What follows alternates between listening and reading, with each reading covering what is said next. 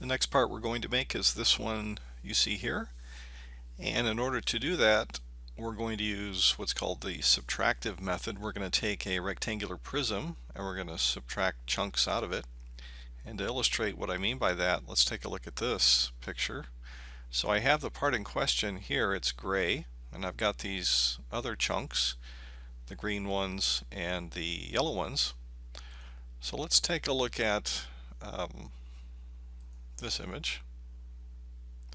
So we see that the part we want, the gray one, is the same as the rectangular prism minus the green and yellow parts. So we can just subtract those away from a rectangular prism and we've got our part. So that's the strategy we're going to use.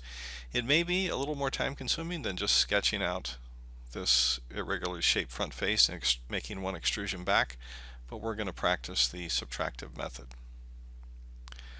Let me make my isometric project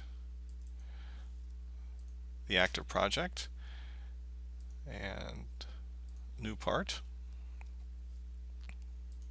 Create a sketch on the XY plane, and the rectangle is going to be the front face, which is going to be 8 units wide, 8 times 0.125, and it is 5 units in height, 5 times 0.125. And that doesn't look like it came out right, did it? I don't believe that's really correct. Let's just check it. Let's pull out here using the dimension tool. And yeah, so that's 5 times 0.125. That's a little more like it. Finish the sketch. Use the little house here to kind of center it. Extrude in the other direction, and that also is 5 units, 5 times 0.125. Okay, we've got our rectangular prism now. So as we talked about previously, we're now going to remove chunks from it. So let's create a sketch on the front face, and we're going to, if you look at the image, you'll see that there's a chunk in the upper right that is 2 units by 2 units, so that's 2 times 0.125, tab 2 times 0.125. Enter. Okay, so got that part.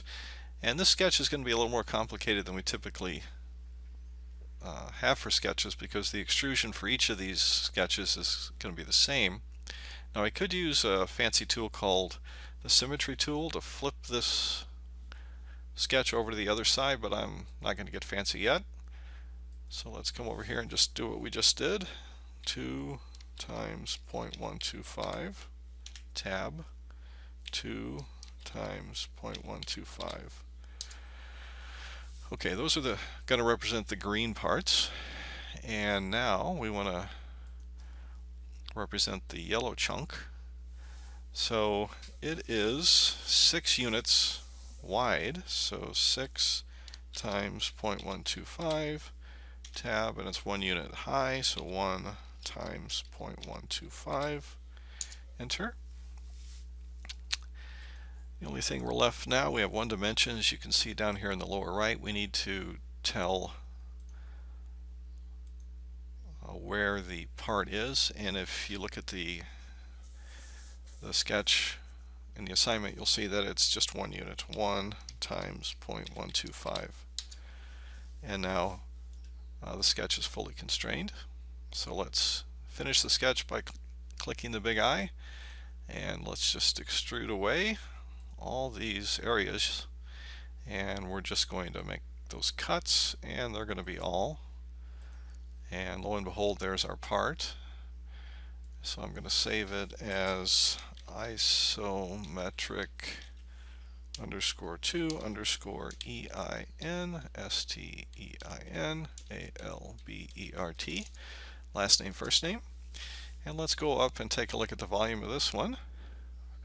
Right click on the part in the browser, left click on iProperties, left click on the physical tab, update, and we see that the volume of this part is 0.254 cubic inches. So you can compare your result to that result to see how you did on this part. Thanks for watching.